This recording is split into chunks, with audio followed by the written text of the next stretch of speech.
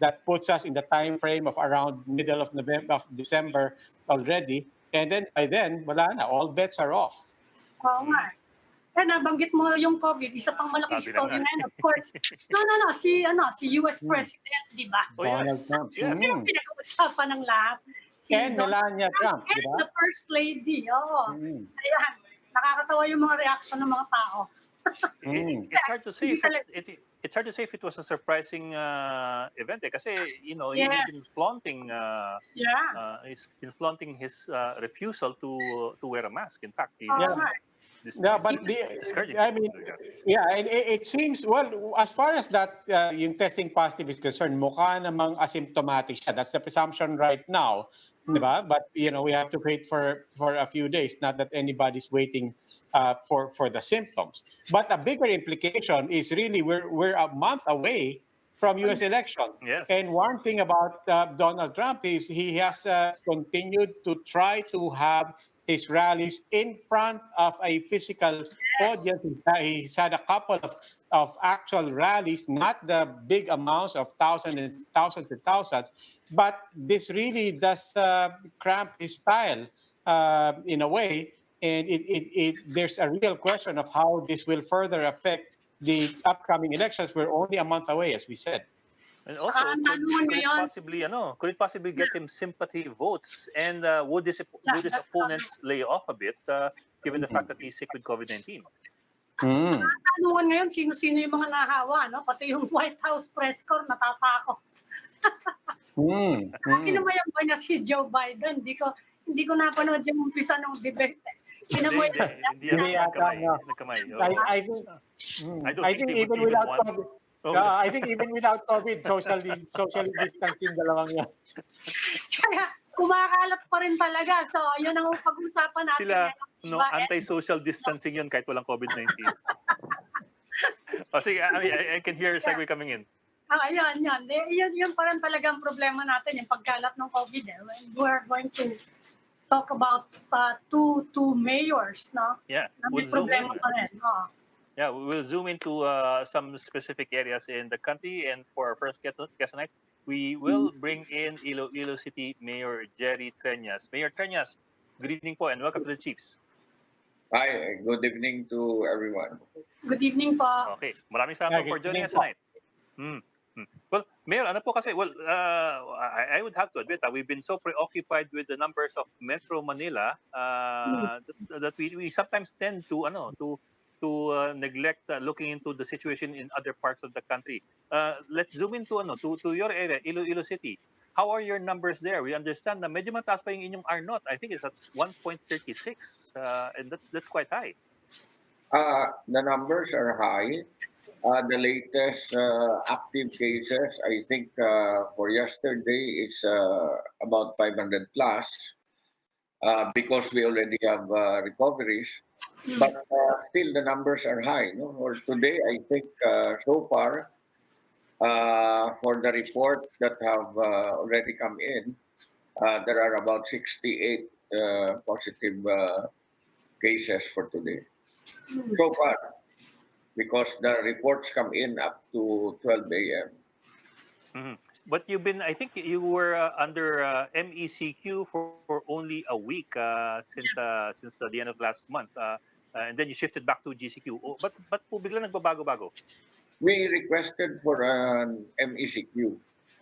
And when the IATF made up a new classification, we were together with the others in GCQ and we did not complain anymore. Merong utos ngayon, Mayor, merong approval ngayon yung IATF saka pinupush ng DTI na more activities will be opened na. No, economic activities, pati film production, saka yung mga restaurant gagawin na daw na 50% capacity. Is Iloilo ready for this? Sa mga GCQ daw pwede na. Palagay ko, for a long time, I think we will be under this kind of situation.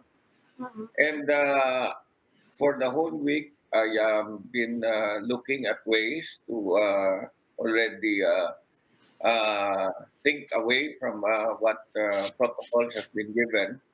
because we've been in this state for the past 7, 8 months, and nothing seemed to work.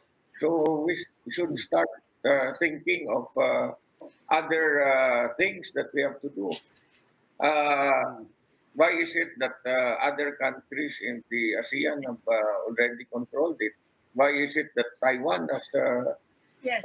seemed to control it? I think it's really about time that we should talk to these countries. As a matter of fact, I have started already trying to get in touch with Taiwan so that we will also understand what they did. After 8 months, I think the three of you will agree with me Yes. that there is something wrong. Perhaps we should look at other ways to control this virus. But Mayor, if you don't mind, let us ask you that question. What is missing? What haven't we tried? And what is not working from what you could see? You know, I have done everything. We do contact tracing. We do testing. We get results now after a day. And we have private laboratories that can give you results after 5 hours, 6 hours. After a week or two, Iloilo City will have its own testing laboratory. But that is what I am asking. Are there certain things that the other countries have been doing that we are not doing? Perhaps it's really about time that our leaders should start asking themselves whether they are a success after 8 months. You know, we have been under quarantine, whether it is ECQ or whatever, for the past 7 or 8 months. Life must go on. I think I understand where DTI would like us to go, and I would like to do the same thing. I just want to see other ways on how to control this. But Mayor, you must have something in mind kasi if you are looking for other ways of doing things, I suppose you have fished around already. You have looked around. You must have formed some opinions as to what we haven't tried yet or what we should be avoiding. Well, for one, I think we should go on a massive media campaign, really, to make our people understand. You go to the barangays, people are not wearing masks. Uh, they're not observing physical distancing. You know, and I saw the pictures in Quiapo this morning, or was it this morning or yesterday? And people were to have totally forgotten about the virus. So But Mayor, I mean, how can we expect to get out of this black yeah, hole? but Mayor, do we have to look outside the country? Because I mean, you compare country to country, that's true. But you look at different LGUs. Some LGUs are having much better, are faring much better than other LGUs. Is there anything to learn? And then, are there particular areas and local leaders that you're also tapping and consulting on how they're doing it? I'd like to listen to a local leader, but please point me to someone. Mayor, paano po yung contact tracing ninyo? Kasi Taiwan is ang inumpisahan ng maaga ng Taiwan is the contact Our tracing. contact tracing is doing very well. Yes, very good, really. Yung phone Our people were trained by General Magalong. They were also trained by General Feliciano, who was assigned by General Simato here. So General Galvez has been here several times, but you know, If there is a local government unit that you think has been doing very well, I think you should highlight them. Well, Mayor, not just us, but speaking of, yun, nabanggit nyo na nga po, si Mayor Magalong, and now he's been given really an advisory role on the national level. What about Baguio? What about a place like Baguio? Starting to open up, still very, very slowly. I And saw that the numbers in Baguio started going up already. I think yes. I read it in the Star. Yeah. So, you know, you just give me a name because we will talk to them. Yes, sir. Kaya But, tinatanong ko nga, Mayor, understand is Iloilo ready for this? We were doing well. We were doing rather well until they started sending the LSI and the oil. Okay. So ready po ba kayo na? You know, once Halimbawa, we yung curfew gagawin na daw 11. Okay ba sa inyo yun? 11. I'm okay without the curfew, but at the moment, we still have the ban on the alcoholic drinks. It's really difficult if people start drinking. I think even in the United States, in New York, cases started to go up. I really feel that there are certain countries have been doing rather well, no? Which I think we should try to study. Vietnam, Taiwan, a lot of them in the ASEAN. I think we cannot claim that we have succeeded in controlling the virus. Some cities, it's slower because they have not started to open up. But once we start opening up, we start receiving the LSI and the RFW, the cases start to go up. Our people in the disaster who was in charge of fetching the LSIs and the RFW also caught the virus. And even our head of the disaster unit. So, Sir, I do understand your point that there's a need for a media campaign to spread the word, but it's already been 6 months, and I would think that media has talked so much already about the virus, about its effects, about what people should be doing, and you have government as well every day on television and on radio talking about it. Baka po it also boils down to enforcement on the local level. Kasi kanina you spoke about people in barangays who are not wearing masks. Shouldn't the barangay captains be the ones going around telling people to wear masks, enforcing it with the help of local police? Kasi Aside yung from mask requirement po is already aside from the PNP, I have 500 persons hired by the city government only to make sure that all the minimum health protocols are observed. I call them our compliance officers.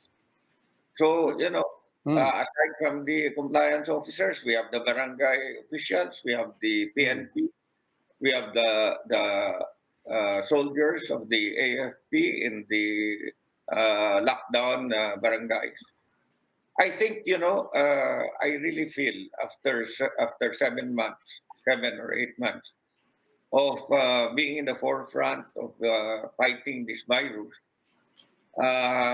there is something lacking that we are doing, and I'm trying to look for that. Yeah, Mayor, if you zoom in on City Hall, for example, I mean, the recommendation to go back to MECQ came after employees within the city treasurer's office tested positive for COVID-19. You take that, zooming in on that example, ano po nangyari sa City Hall? You know, if I will ask you, have you done mass testing in your station? Do you know that the people around you are negative or positive? If you start doing mass testing, then I tell you, my friend, you will discover that a lot of people are symptomatic. Okay. Now, Mayor, where does this put you? I mean, beyond Iloilo, where does this now put You know, your I concern tested for 3,000 of everything? the employees, and Mm, out of the 3,000, 90 turned positive. Mm. So mm, they go home yeah, to their that, houses, and their houses are located in the barangays. So how can we mm, control what happens in the barangays? When they go to their house, they greet a friend. The friend will start a conversation with them. And then when they go back to City Hall, then they're now asymptomatic, and then they work. You know, among I think the many city halls all over the country, we never stop working. City Hall is still open, and I think this is a realization that we really have to understand that there's a lot of asymptomatic positive patients all around mm, us, and we have mm. to. I decided that we are going to do random testing every week so that Okay. we just make sure that all the departments are free of the virus. Mayor, in Okay. the Now, meantime, sa Monday, mag-school opening na. How prepared is the city for this? Kasi you're talking about asymptomatics. Yung mga teacher, magsisipasok pa din yan and they're meeting with parents. Ano po yung mga preparations ng city for the school opening? We are trying to do our best to help out. We bought risograph machines. We have bought laptops for the teachers. We even bought paper and all the other consumables that they need. And we have not really done mass testing with the teachers, but I do not really know how prepared DepEd is in the opening of the classes. Uh, I am just looking at how the education can go on, considering that DepEd relies mostly on the LGUs. Not all mm, LGUs can fund 1.5 billion laptop procurement like the one in Pasig. The small LGUs cannot afford that. So what will happen to education in the meantime in those places? So my question is really, how prepared is DepEd? Because mm, it mm, is really DepEd that is bent on opening up the classes.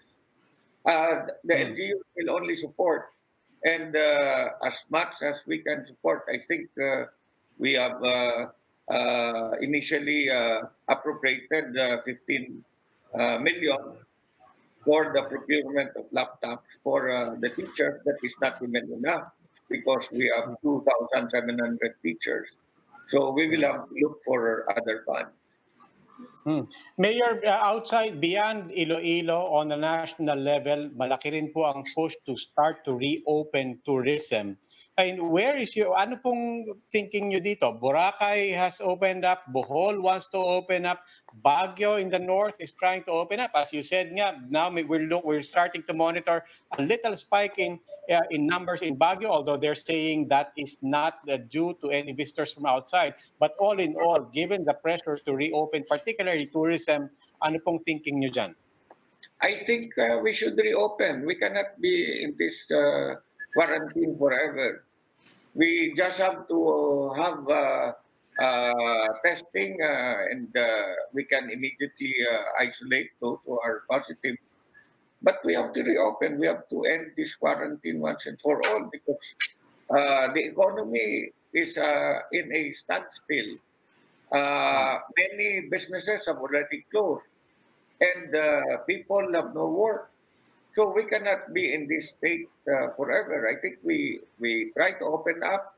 We as long as we have testing uh, facilities, while we are looking for other answers to really control the virus, we have to open up the economy. And for those who are symptomatic, let's just isolate them. Mm. But we cannot be in this state forever. Mayor, the schools and businesses will need public transportation. Kumusta naman po yung sitwasyon dyan ng mass transportation? Have you allowed all already? All units, all types of transport? Nabuksan na ang transport, but for the jeepney, LTFRB and LTO only allows them 6 passengers. So, kawawa naman sila. I don't think they will be able to earn a living with only 6 passengers at one time. So, I have scheduled the meeting with the LTFRB and LTO by next week. Maybe we should look for ways to also help them out during these times. As long as there are partitions, I think everyone will be safe. And anyway, we require everyone to have a face mask and a face shield when they are traveling. Pero papayagan nyo, you will continue accepting LSIs, of course. Yes, Other but provinces. I sent an EO to the IATF, which was the basis of our discussions this afternoon. I am asking them to send LSIs and OFWs to Iloilo as long as they have RT-PCR negative test 72 hours from the flight. With the OFW, I think there is no problem because OWA pays for that. Yeah. But the regional IATF have had problems with the LSI because there is no agency that will pay for that, and the LSIs might have some problems. So ang problema is regional, regional LSI, not just from Metro Manila. It's the regional IATF that looks at our executive orders and thereafter sends it to the national IATF. That's the procedure that they have. Okay, maraming salamat po. Iloilo City Mayor Jerry Treñas. Sir, maraming salamat for joining us tonight. Thank you po, Mayor. Maraming salamat po. Thank you. Thank you. Thank you. We will just go into a break, so please stay with us.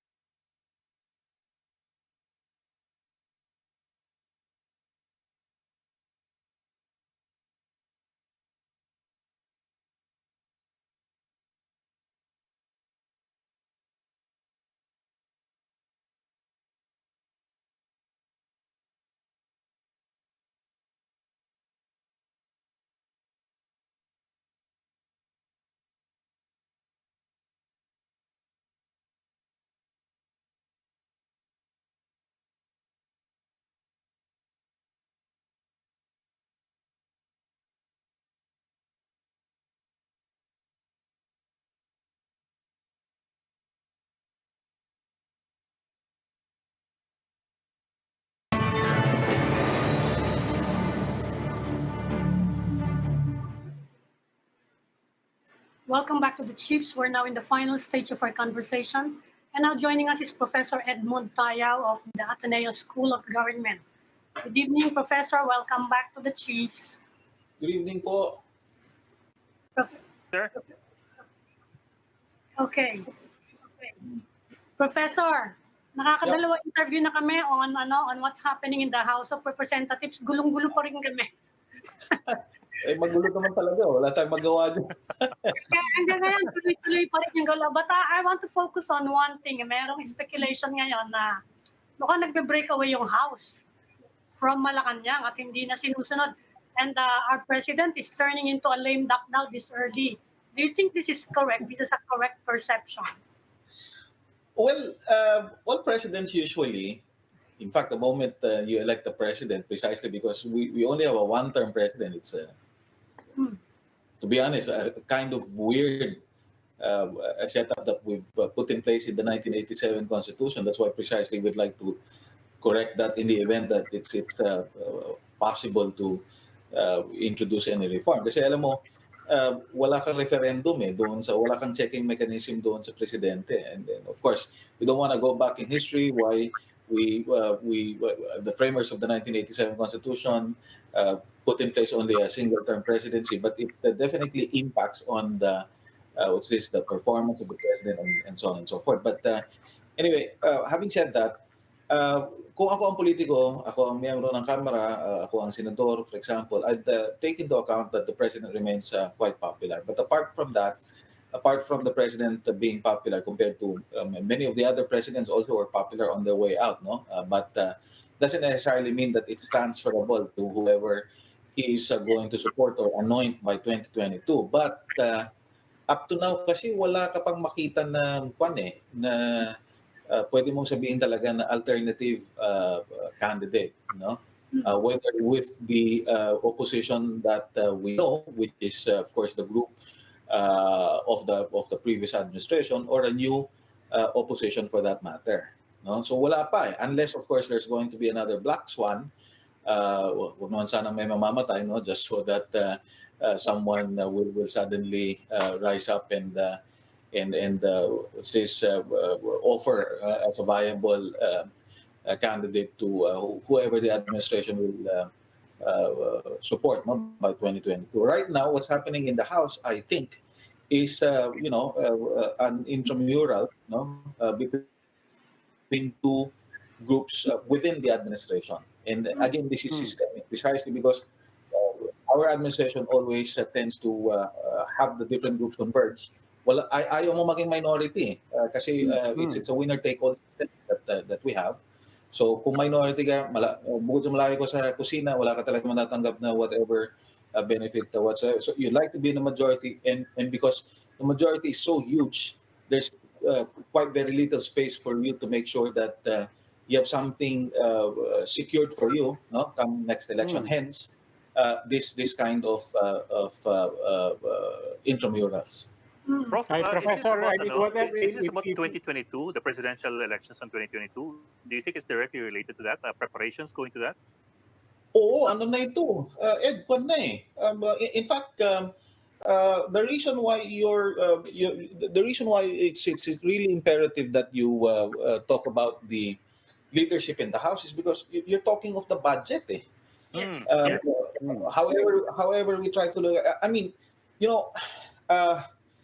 of course, I'm not a Congress. I don't think I'll ever going to be in public service. I never wanted to be in. I mean, I could be in public service without having to be elected. In other words, no? I mean, if you're a friend of mine in Facebook, you'll see how it is there. No, I mean, people probably mistake me for whatever kind of politician. So ask me for one or two things or whatever. But what I'm saying is, kung politiko kang tao, no, alam mo na it would be good for everyone to be part of the budget process kasi election period nga itong susunod eh. Ang problema kasi gusto mo lion share talaga sa iyo, no? Eh kung ako, whether I'm the outgoing speaker or I'm the presumptive speaker, I'd like to, make an effort na involve kasi alam mo, whether ngayon o sa October o sa December magpalit ng speaker, kung agreed na yung budget, wala ka nang iniisip na mababago pa. Eh kung, okay, you're an outgoing speaker now, and fine, okay, you were able to pass the budget. Eh pupunta pa ng Senado yan eh, hindi ka pa sigurado kung pag kapirma ng GAA for next year, eh sigurado ka na magbabayad ka pa yan. So may sabi, hindi ka sigurado. Ngayon, pagpalagay mo na napasa yung budget, na okay, next year, let's say, nagpalit ng speaker, pwede mo pa rin palitan yan, no? Magkakaroon ka ng supplemental or whatever, or you can, in other words, pwede pa ding mabago. Eh kung ngayon nag-agree na sila, Professor, interest to agree, eh hindi nga ginagawa yun. Professor, I mean, what would you credit Alan Cayetano for as a politician and as the House leader? May hawak lang ba siyang alas now that he's sitting and presiding over this budget, this very crucial budget heading into 2021, or will you actually credit him for actually consolidating power?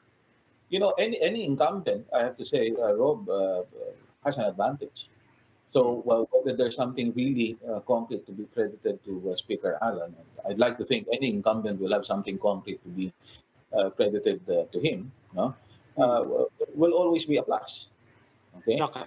Pero yung nangyari kasi nito na bigla-biglang bibitaw siya, meron palang usapan na date supposedly. Tsaka it's not like you're going to resign. And if you're really going to resign and you really intend to vacate the post, will you allow the majority to persuade you not to go? So I don't know. No, I'm sorry, but it's difficult really if you're questioning the sincerity of the group that No, I'm supports not. the speaker. It's not the sincerity I'm questioning. I know. I really want to know. I'm just saying that whether or not it's about the credit or not, no, it has something to do with the style that was done in the supposed exit. Kasi doon nagmamatter yun. Kung talagang tungkol sa credit ito, Rob, hindi mo gagamitin yung ganun na style na magre-resign ka na nakadepende pa sa majority vote. Yun ang sinasabi ko. But I also want to understand paano umabot sa, I mean, this level of, people are still debating and certainly his critics are saying, hindi totoo yung poder niya dyan. Dahil sila lang yung nag-iingay ngayon, kaya yun lang naririnig mo. On the other hand, if you think of it as, no, he's really consolidated power. He really has people who used to be enemies now under the supermajority under him. That's what I want to understand, this process of Alan Cayetano really emerging as a very strong and very confident and really very aggressive leader. Now, I asked because we recall, well, we now know about 15 months ago, because 1521, that 15 months ago when he was running, aminado siya. Even today, aminado siya. He didn't have the numbers. In fact, he wasn't even number 2. Many of the people we interviewed last year said he's probably not even number 3.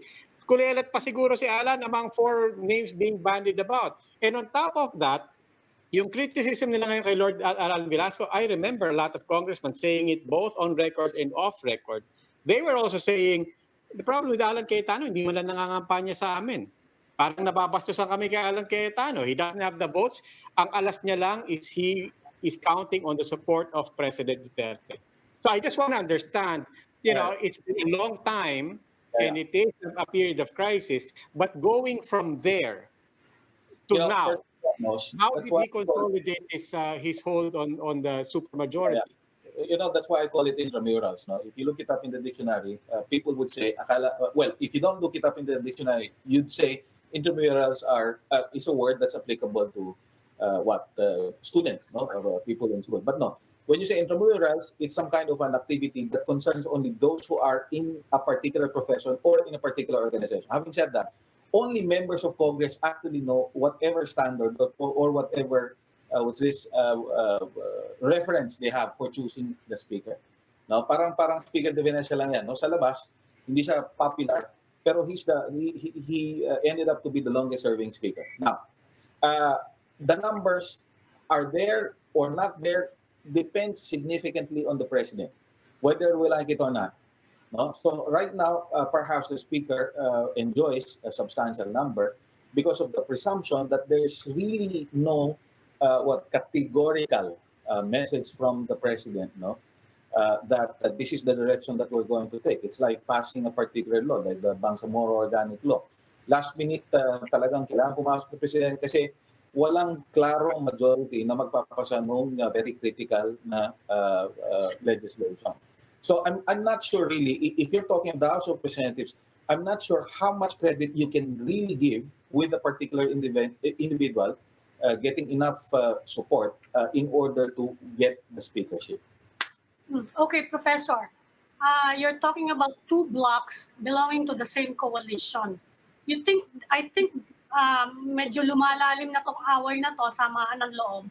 Anong impact nito sa coalition? Will it diffuse the strength of the administration in the coming elections. Hindi ba importante yan na napakalaki ng suporta mo, even if you already said that no matter how popular the president is, hindi siya transferable eh. Yeah. You think long-term na tong rift na to, and will it diffuse the clout of the administration in 2022?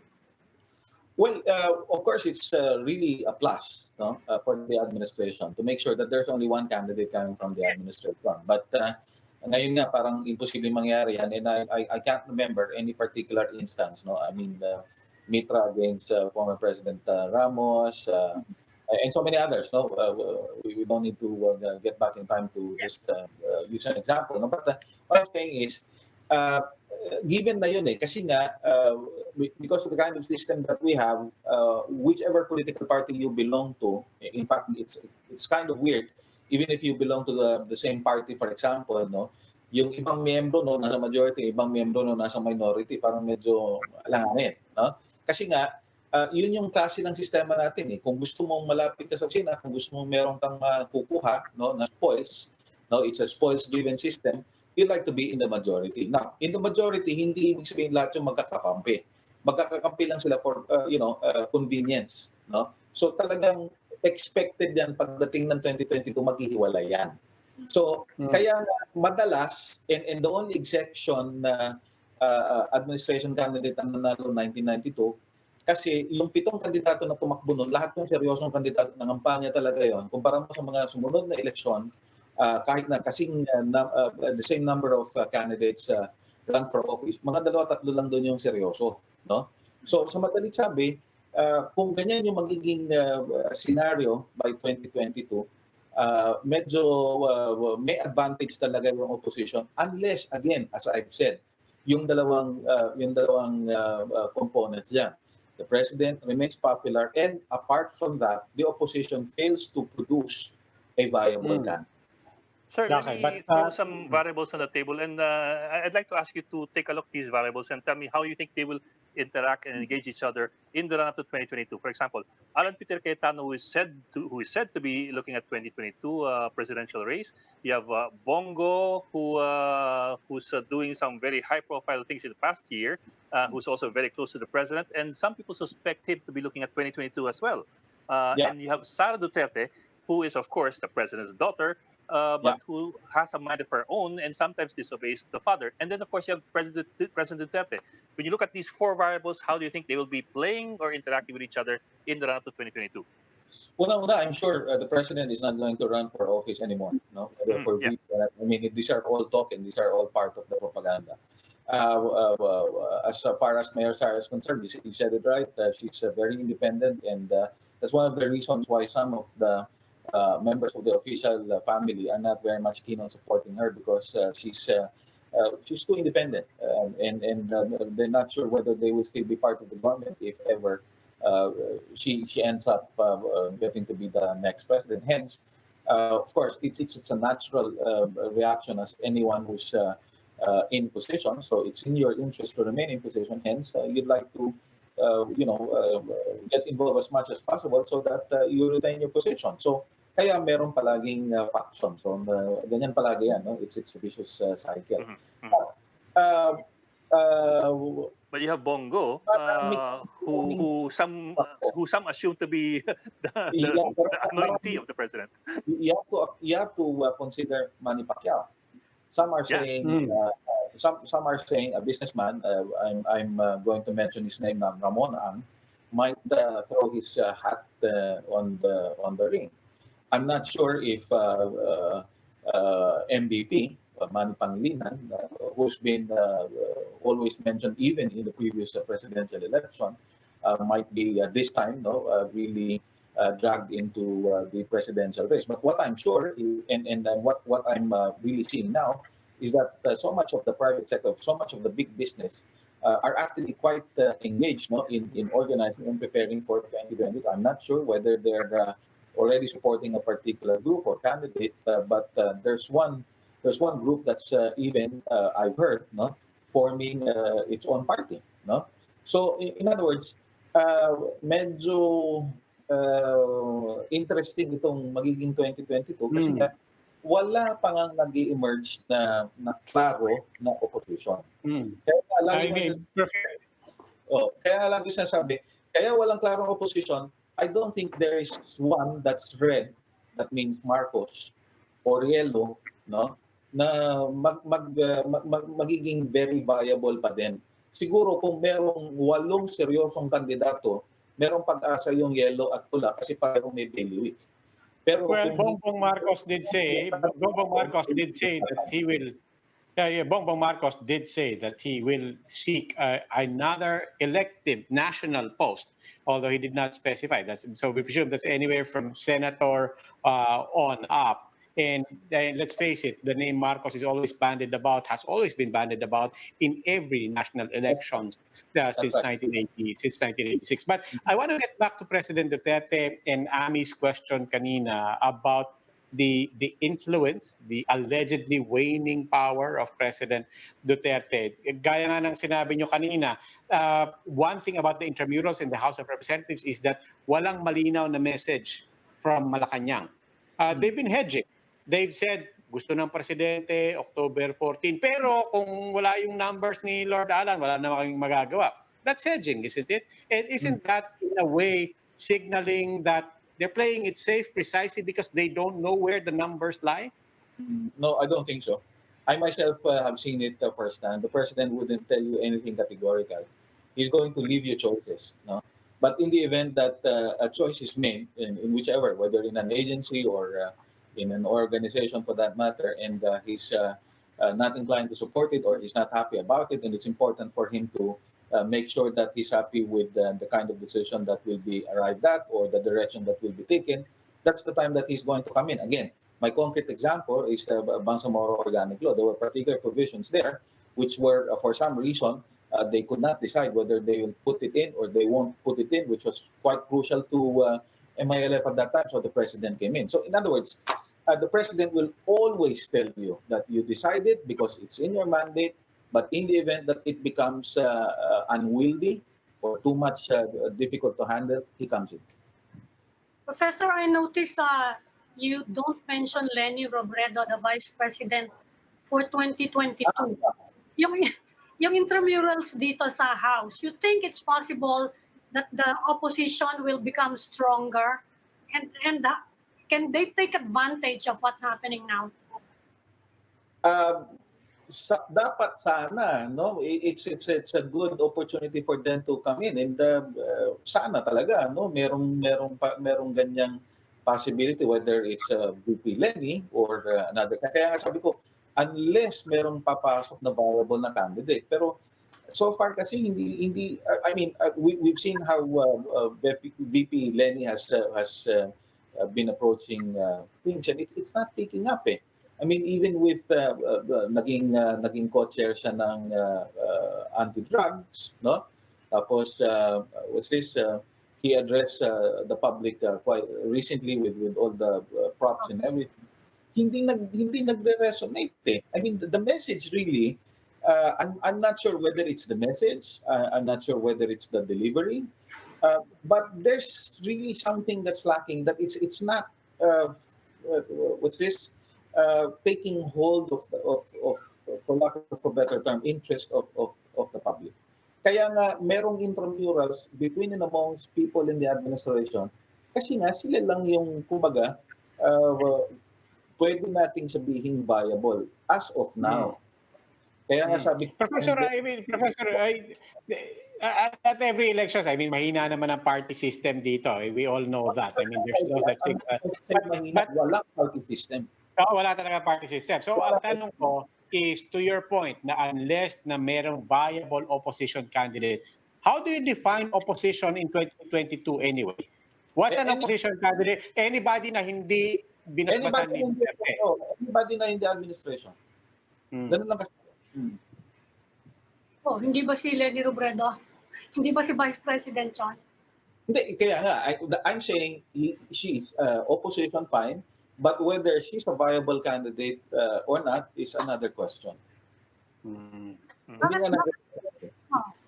Well, iba to na rin natin lahat ng mga pangalan that always comes out. I mean, what about Ping Lacson? What about the Ping Lacson? What about the people who ran and almost they gave a credible run in 2016? Senator Grace Poe. What about the Villars? Ah, okay, medyo parang yan yung mahirap sagutin, no? Yung sabihin na natin ganito, yung mga tumakbo na dati, no? Parang I don't know, I have no reference of any instance.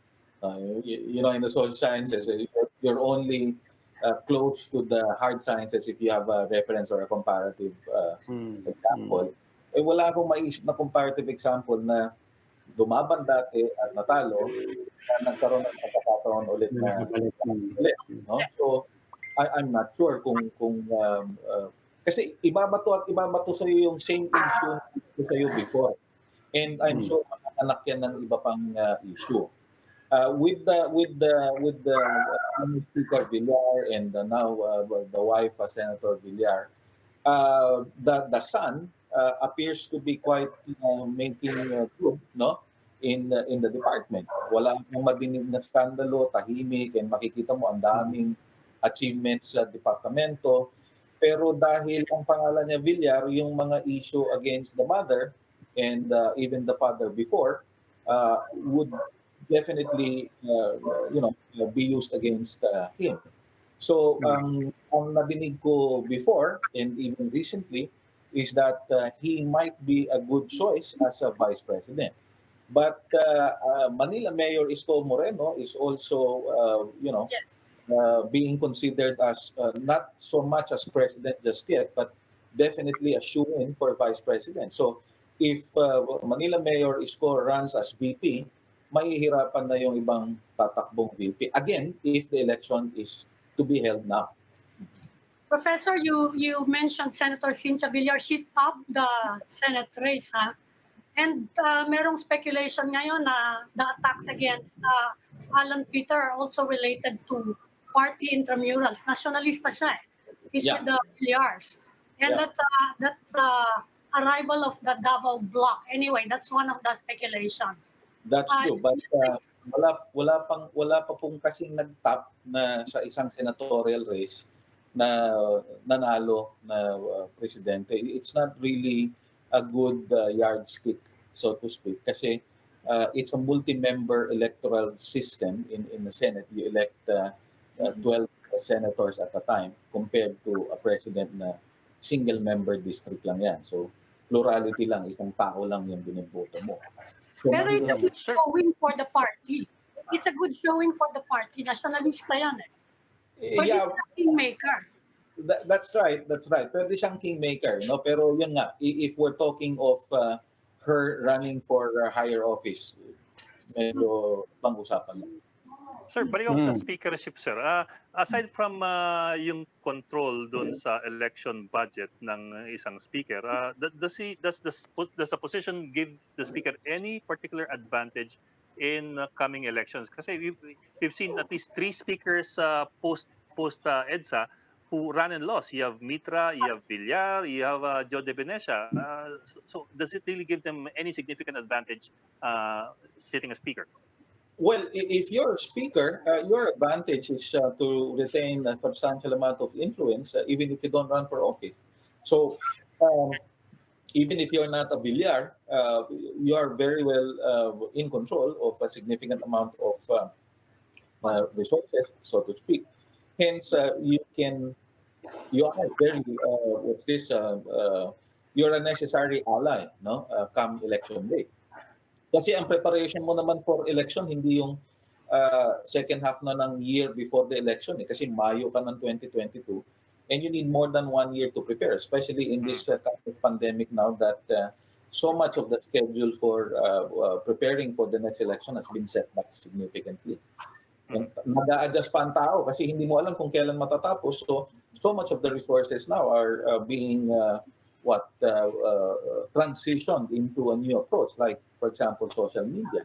Kaya medyo mainit yung social media. So, ganun eh. Whether we like it or not, resources matter. as far as being speaker is concerned. What about the issues for 2022? I mean, do we leave the coalition building purely to politics and to personalities, or I mean, we're going to enter. We are in a recession. Obviously, we don't know how long this is going to go. There's a lot hinging on what kind of a turnaround can be managed in 2021.